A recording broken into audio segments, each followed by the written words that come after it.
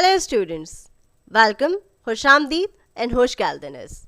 Today we are going to discuss the part B of our discussion on Victorian poetry and poets. So in part B we are going to discuss Gerard Manley Hopkins, Elizabeth Barrett Browning, Dante Gabriel Rosati and Christina Rosati.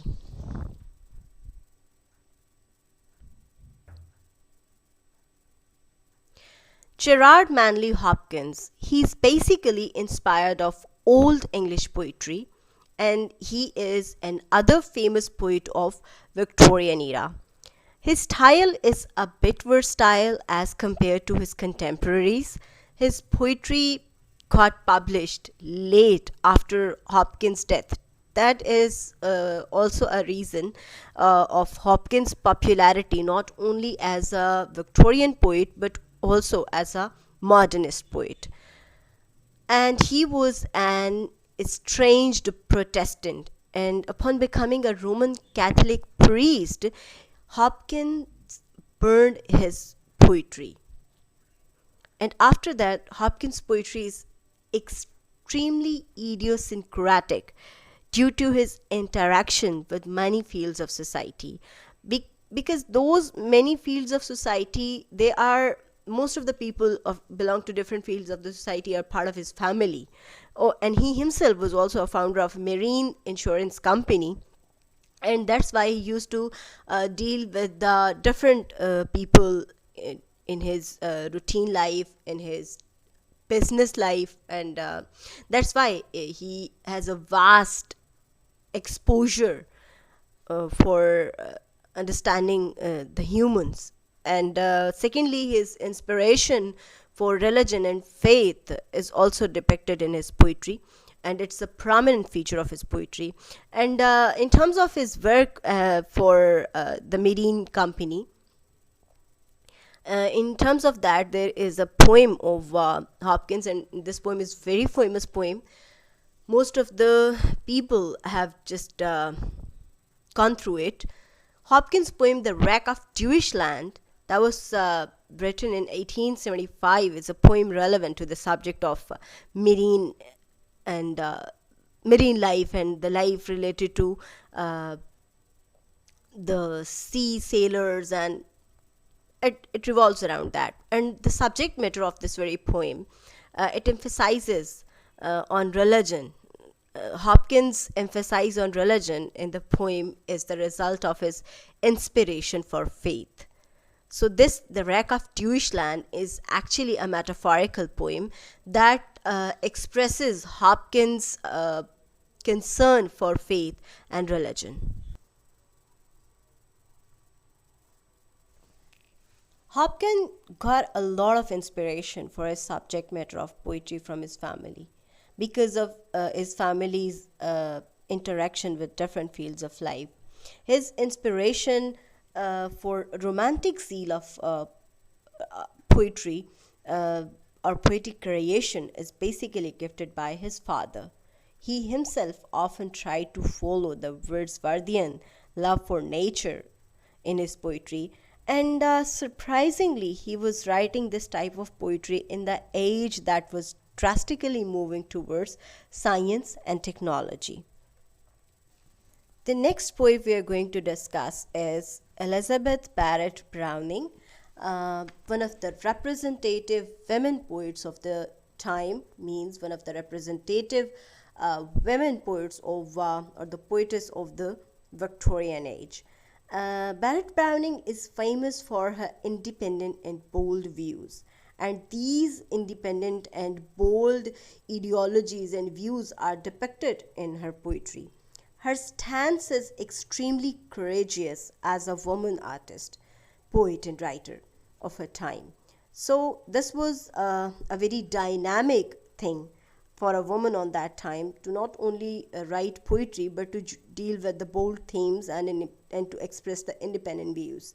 She's one of the widely read poets and writers of her time, and she redressed the social injustice of her time, and this is a very huge contribution of Elizabeth Barrett Browning in voicing the concerns of common man, in voicing the concerns regarding social justice in her poetry as well as in her prose. She redressed the social injustice of her time. Due to her liberal and humanistic stance, she was also an inspiration for a famous American poetess, Emily Dickinson. As we all know, that Emily Dickinson also has some dynamic, bold, and versatile ideas. Although she had lived a very secluded life, but she was inspired of Elizabeth Barrett Browning in her poetic ideology. As far as the matter of the themes of Barrett Browning's poetry are concerned, we can find the very dynamic sort of themes in Elizabeth Barrett Browning. Not exactly in terms of feminism, but there, as I have already told you, the social injustice of the time was highlighted in Elizabeth Barrett Browning's poetry. She was an inspiration for the American poetess Emily Dickinson, and Barrett Browning wrote against the child labor. It was the very burning issue of that time. She was also against the suppression of Italian people at the hands of Austrians. Then she was also a representative figure for advocating the women's rights and restrictions against women.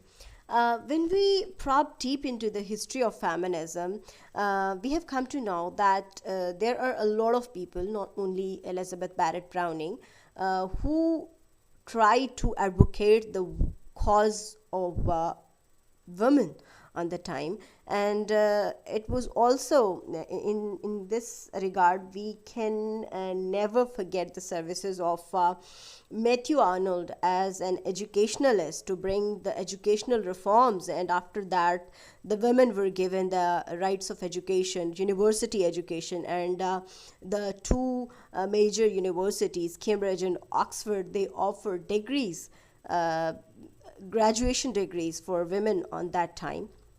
So on that time, during the later Victorian age, we can find the aura of feminism, the rise of feminism as well. So Barrett Browning was also a representative figure for advocating the women's rights and the restrictions against women. As we all know, when we talk about feminism, that women were not given rights on that time, the rights of education, the rights of voting, and then the rights of property. It was the contribution of or the actions, or the but we can say the advocacy of these people, these literary figures, and these cultural theorists, and these critics who just raised voice for the concerns of women, and women just got the basic rights of education, voting, and then property rights were also given later to women. So Barrett Browning's contribution for social injustice and for the cause of women will always remain alive. The critics have praised her poetry for the intellectual power, originality, and boldness of thought, because she was not only a dynamic poet, she was a bold lady as well. She has the originality of expression in her writings, and that's why she has been praised by different critics and theorists for her versatility of poetry and themes. But however, they have found a few weaknesses. The critics have found a few weaknesses in terms of her frequently vague conceptions and her use of obscure expressions in her poetry. Although she used those obscure expressions meaningfully, but according to some critics, those vague conceptions and use of obscure expressions are actually the weaknesses of Elizabeth Barrett Browning's poetry. So let's move towards the next poet. The next poet is Dante Gabriel Rosati. With Rosati emerged a new school of art and poetry that is also known as the PreRefaliate School. In the later Victorian time period, there are two uh, schools of arts and poetry that would that are dominating on the Victorian poetry, and those are the aesthetic school of thought and the PreRefaliate school of thought. The PreRefaliate school of thought has, in easy words, we can say that they have some inspiration from the Romantics. Let's discuss them in detail with in terms of Dante's poetry. Uh, his actual name was Gabriel Charles Dante Rosati. He was a painter as well as a poet. He played a vital role in establishing the pre-Raphaelite school of art and poetry. It was actually a school of aesthetics and arts. This school, the Pre-Raphaelite School of Poetry, and it was actually a school of aesthetics and arts. Their sole aim was to relieve art and poetry from all the religious, social, and medieval restrictions. From the restrictions of all religious, social, and medieval arts in a non didactic and non academic way. This was the sole aim of the Pre-Raphaelite school of poetry. Then, when we talk about Dante Gabriel Rosati as a Pre-Raphaelite poet, then there came a lot of things because he was inspired of a lot of people, a lot of literary figures. He was inspired of the fiction and themes of Edgar Allan Poe, and he also got inspiration from another painter and poet, William Blake. The situations in William Blake's poetry, they are very similar to the initially to the um domain of pre-Raphaelites, but in fact the pre-Raphaelites, they strongly believe in serving art in a non-didactic and in a non-academic way. They solely believe in serving the art as art. With Rosati's efforts and creative notions, the English Pre-Raphaelite school was established in 1848. The aesthetic school and the Pre-Raphaelite schools, they were the two dominant schools, and the Pre-Raphaelite school was established in 1848 with the efforts of Rosati. As it is said that these artists aimed at achieving truth to nature, and it was only possible with the minuteness of detail and from nature and from painting outdoors. Rosati tried to expand the Pre-Raphaelite Brotherhood's aim by developing its linking uh, poetry and social idealism.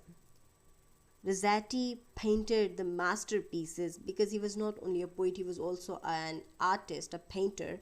So Rosati served in both of the ways, as a poet and as an artist in the Pre-Raphaelite Brotherhood.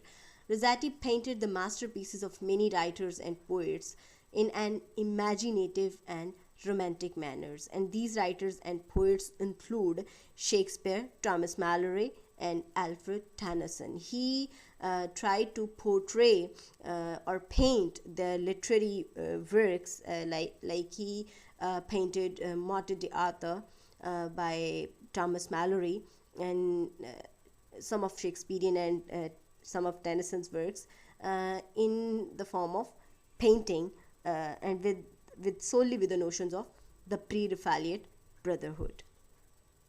So this is a unique contribution of Rosati as a Victorian poet. Then comes another representative women poet of the time, who is Christina Rosati. Christina Rosati was born in 1830 and was the youngest child of an extraordinarily intelligent and gifted family. She was the daughter of famous poet Gabriel Rosati, who was Italian and migrated to England. And he is also, as we all know, the representative figure of the PreRefaliate movement. Um, and Rosati, on his after his migration to England, became a teacher, scholar, and artist. And these things are gifted to Christina Rosati from her father. She established herself as one of the finest poets of her uh, time at a very early age.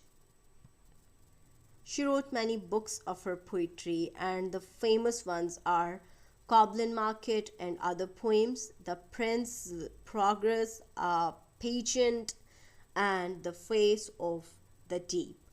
In the later half of the Victorian age, after the emergence of the feminist criticism, these works contributed a lot in highlighting the cause of feminism, and that's why Rosati's works, Christina Rosati's works, can also be considered as the factors behind the hype in feminist concerns on that time. Her poetry had largely been studied as the poetry of a woman poet. So just like Elizabeth Barrett Browning, Christina Rosati's contribution in women's cause is also very important, and is also considerable. During the age, a debate was provoked to make a comparative analysis of Rosati and Elizabeth. But after Elizabeth Browning, after Elizabeth Barrett Browning's works, she was considered as her successor. So both of these women poetess, they have a similarity of concerns in terms of representing the social injustice, the conditions of the society, and the conditions of women, and the sufferings of women. So in terms of the comparative analysis, Christina Rosati is considered the successor of Elizabeth Barrett Browning. So this was all about the debate or discussion on the Victorian poets and poetry. Here we have been finished our topic of Victorian poetry and poets. See you in the next video with some new topics, either from the history of English literature, or with some discussion on spoken English, or with some discussion on some genre or literary figure. Thank you so much. Allah Hafiz.